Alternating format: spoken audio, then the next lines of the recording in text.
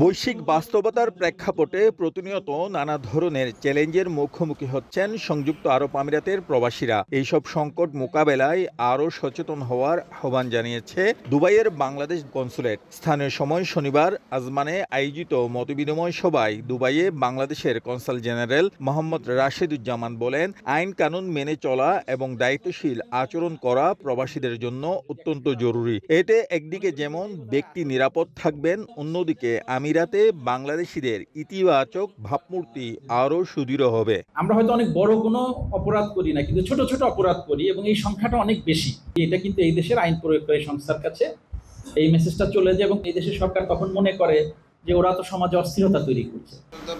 অনুষ্ঠানে প্রবাসীদের সামাজিক যোগাযোগ মাধ্যম ব্যবহারে সতর্কতা এবং যে কোনো অবৈধ কর্মকাণ্ড থেকে বিরত থাকার উপর গুরুত্ব আরোপ করা হয়। এছাড়া পাসপোর্ট, জন্ম নিবন্ধন, জাতীয় পরিচয়পত্র, এনআইডি, প্রবাসী কল্যাণ কার্ড সহ বিভিন্ন কনসুলার সেবা সম্পর্কে প্রবাসীদের বিস্তারিত ধারণা দেয়া হয়। বক্তারা বলেন, প্রবাসীদের মধ্যে সচেতনতা বাড়লে ভিসা সংক্রান্ত জটিলতা সহ বিদ্যমান নানা সমস্যার সমাধানে ইতিবাচক অগ্রগতি সম্ভব। ভিসা যদি রিনিউয়াল না হয় কিংবা ট্রান্সফার না হয় কিংবা নতুন ভিসা যদি আসতে না পারে, তাহলে হয়তো একসময় রেমিটেন্সটা বন্ধ হয়ে যাবে। অনৈতিক কর্মকাণ্ডে বাংলাদেশিদের একটা বদনাম হয়ে গিয়েছিল।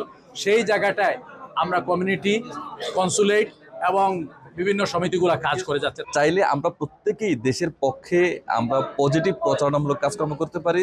বিশেষ করে সোশ্যাল মিডিয়ায় যে নেগেটিভ প্রচারণা আমরা যেগুলো করে থাকি, এগুলো থেকে আমরা বিরত থাকতে পারি। আমরা যদি সচেতন না হই, আমরা যদি ঠিক না হই, আমাদের সরকার যত চেষ্টা করুক যে সরকার সেটাকে গ্রহণ করবে বলে মনে হয়। এই সময় নিজেদের বিভিন্ন সমস্যার কথা তুলে ধরেন প্রবাসীরা। কনসুলেটের পক্ষ থেকে সমস্যা সমাধানে সর্বোচ্চ সহযোগিতার আশ্বাস দেওয়া হয়। আজমানের গ্র্যান্ড মলে অবস্থিত বাংলাদেশ সমিতির এই কার্যালয়ে প্রতি মাসে 2 বার বাংলাদেশ কনসুলেটের পক্ষ থেকে কনসুলার সেবা প্রদান করা হয়। একই সঙ্গে প্রবাসী বাংলাদেশিদের সংযুক্ত আরব আমিরাতের আইন কানুনের প্রতি শ্রদ্ধাশীল হয়ে চলার পরামর্শ দেওয়া হয়। শিবলাল সাদিক, সময় সংবাদ, সংযুক্ত আরব আমিরাত।